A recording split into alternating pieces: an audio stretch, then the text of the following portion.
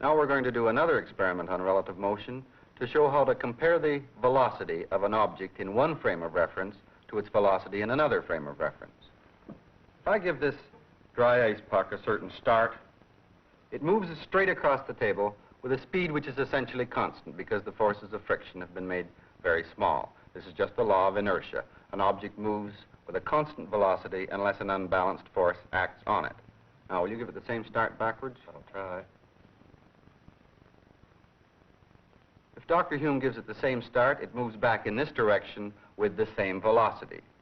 Now, we are on a car here, a car which can move and which really is going to move in this direction, and we're going to repeat the experiment.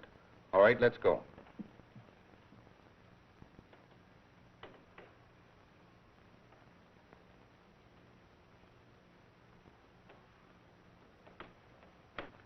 If we were making measurements here, then we would observe the same velocities, that is, the same experimental results that we did before. And so would you, because you are observing this experiment through a camera which is fastened to this cart.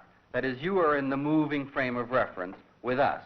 But now we're going to do the experiment again, and this time you watch through a camera which is fixed in the Earth frame of reference. Now concentrate on watching the puck. Don't let your eye follow us. And I think you'll see that it'll move faster that way and not so fast this way, relative to you and relative to the wall behind.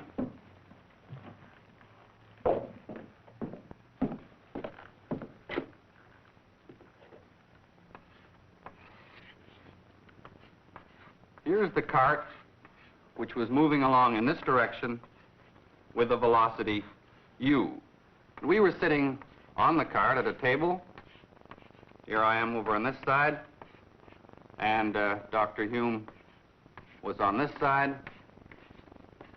and we were pushing this puck back and forth on the table.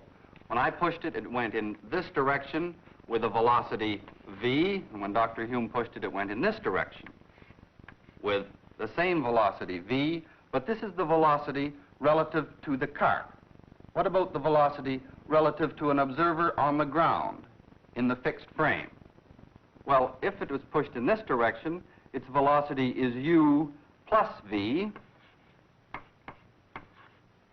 If it's in this direction, its velocity is u minus v.